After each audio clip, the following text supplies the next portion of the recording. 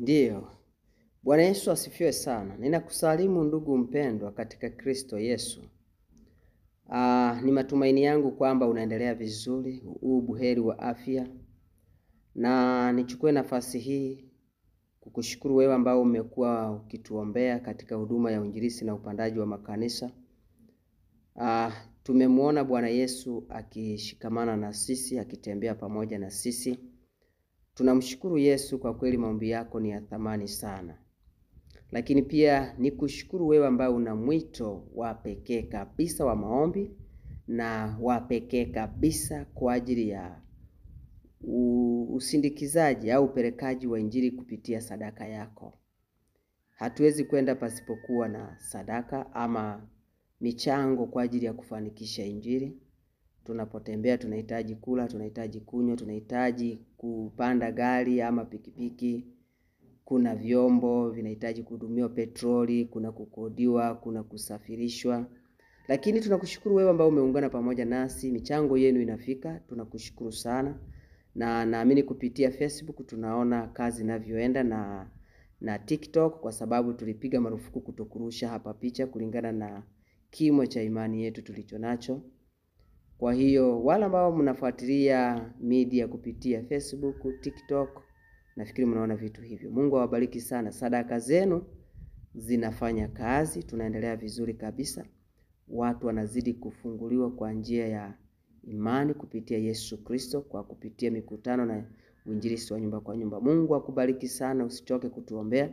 Na wewe ambao umeitwa kwa wito wa kumtumikia Mungu kupitia sadaka, usichoke kufanya kazi hiyo. Hata kama sio kwetu, lakini huo ni wito kamili. Mungu anajua hauna mali iliyotosheleza, lakini kwa kuwa amekuita, kwa kuwa Kristo amekuita katika wito huo, endelea kusimama kwa ajili ya ufalme wa Kristo.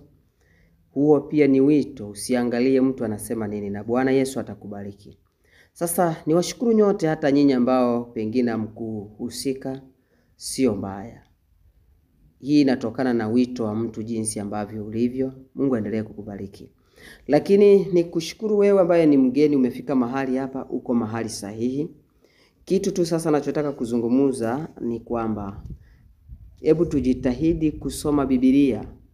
Tujitahidi kusoma Biblia. Biblia itatusaidia kupata majibu yetu katika maisha ya kumtumikia Mungu katika eneo hili tuliloko hapa. Katikati hapa tumekuwa na vitu vingi, maswali, nini. Lakini kadri tunavyozidi kumuomba Mungu, kadri tunavyozidi kusoma Biblia, naona kuna majibu yanaendelea kupatikana. Tunarudi kwenye msingi wa neno la Mungu ulio sahihi. Tunapata, kama juzi nimefurahishwa sana kuona watu wanataka kufahamu tohara katika fumbo la tohara katika Biblia ni maana yake nini. Lakini nimeona tena kuna jana nafikiri fundisho linasema kwamba tusiangalie mitandao, tufuate neno la Mungu. Ile ni ishara kwamba tunaenda kukomaa kiroho. Kwa sababu kinachotuteka na kutuharibu sana ni ile kutazama media nyingi, na hizo media zimejaa mafundisho tofauti tofauti. Sasa inakuwa ni kazi hata kwa mlezi ambaye anasimama hapa. Kweli ni kwamba wakati mwingine unaweza ukafa moyo. Unajua unapofundisha mtu unategemea kuona anaenda mbele, lakini kama narudi nyuma inakuwa haibariki, maana sisi nao ni binadamu. Lakini namshukuru Mungu kwa nafasi hii tuliofikia sasa. Inanitia moyo. Hali kama ile inamtia moyo hata mlezi, hata kama anaomba, kuona kundi hili linasonga mbele. Kwa hiyo niwashukuru sana wale ambao mnajitahidi kusoma Biblia. Endeleeni kusoma na endeleeni kufanya maombi sana. Soma neno la Mungu sana, alafu omba sana. Omba sana. Zidisha kipindi cha maombi sana. Mimi natamani kuingia, lakini kuna changamoto inayotokea kwenye network. Kumekuwa na tatizo la network sana kwenye kifaa hiki kinachokitumia. Ninajaribu kujitahidi kukitengeneza, lakini kiko down sana na hakina matengenezo. Zaidi ni kwenda wanasema kwenda nini, kuupdate, sijui ni kuupdate, kufuta vile vitu vilivyomo wanafuta, lakini wanalinini wanaita hii, wanasema wanaifuta inaanza upya, lakini kadri inavyofutwa ndio inazidi kushuka chini ubora wake. Lakini naamini kwamba kuna siku itakuwa inakamata na naingia, tutashirikiana kwa neno la Bwana vizuri. Kwa hiyo wewe uliokuja hapa, zidisha kipindi cha maombi, zidisha kipindi cha kusoma neno. Lakini pia tulia kwenye madhabahu, itakubariki.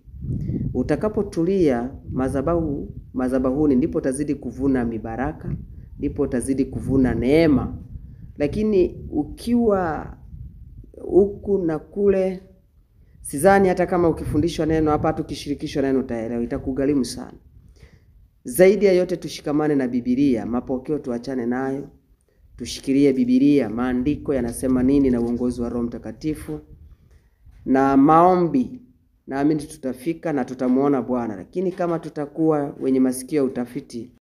Kwa hiyo Bwana Yesu akubariki kwa maneno machache hayo, lakini ni maneno ambayo yanatafakari ndani mwake, yenye kukuhamasisha. Kama uko rohoni utayaelewa vizuri sana, na yatakutia nguvu na yatakutoa hatua kwenda hatua nyingine. Lakini nikuombe uendelee kuwa mvumilivu, endelea kujifunza. Ikiwa pia kuna jambo linakutatiza ulielewe, tafuta viongozi, inbox, uliza, jifunze kwa ufasaha, hatimaye utaelewa. Lakini pia ushauri tunakuwepo. Bwana Yesu akutie nguvu sana. Endelea kufanya maombi, endelea kufunga, endelea kujisomea neno la Mungu. Mungu akubariki. Endelea kushirikisha watu wengine, lakini wale walio tayari, ambao watakuwa wako tayari kwa ajili ya kusudi la Bwana, wanakaribishwa kwa ajili ya neno la Mungu kusonga mbele kwa ajili ya hatua hii. Na yule ambaye ana mwito, endelea kuombea, endelea kusupport. Naamini Bwana atakubariki. Bwana Yesu atakubariki katika mwito wetu tulionao, tulivyoitwa. Kristo atatubariki. Lakini zaidi ya yote, tulizana, utamuona Bwana. Usikimbilie kila media inayokuja, kila mvumo unaotokezea. Bwana Yesu abadiliki. Yeye ni jana, leo, hata milele. Ni sisi imani yetu kukamilika, ni sisi kuwa waombolezaji, na Bwana atatubariki. Bariki. Lakini sikuogopeshi. Ninachotaka ni kukutia moyo. Ninachohitaji ni ubadilike. Utafute namna ya kumtumikia Mungu kisawasawa. Mwaka umeisha. Huu ni mwezi wa 9, leo tarehe 16. Mwaka umeisha. Lakini ni hatua yako ya kujichunguza namna ambavyo umemtumikia Mungu kwa mwaka mzima.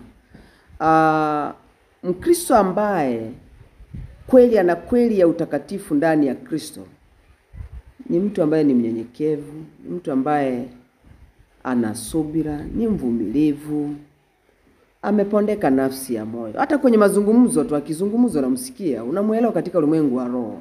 Si tunawaelewaga tu kwamba huyu yupo tu, lakini tunahitaji msaada wa Bwana. Kauli ya Bwana ni kwamba hapendi roho mtu yeyote aweze kupotea, bali wote wafikirie toba. Tengeneza.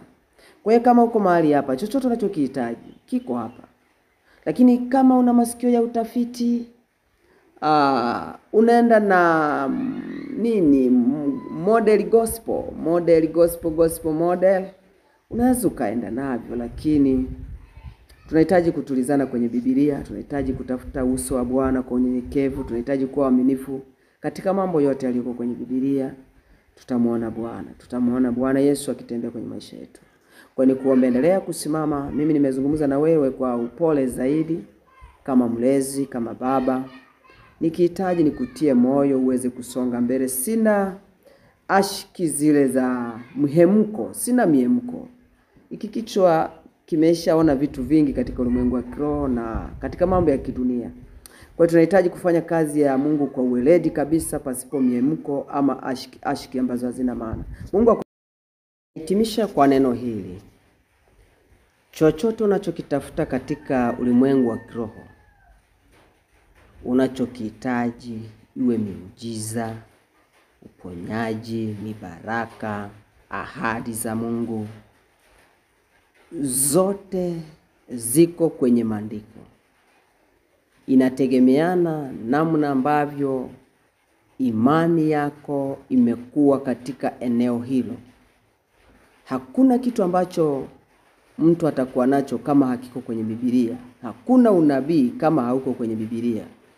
Kwani kusiwe ulioko hapa, endelea kusimama kwenye Biblia, soma neno, ruhusu Roho Mtakatifu akusaidie, ruhusu maombi yafanye kazi, usikaukiwe.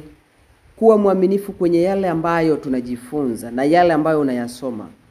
Tatizo kubwa ambalo nimeligundua kwa sasa hivi warokole wako hapa, wako kwenye mdomo.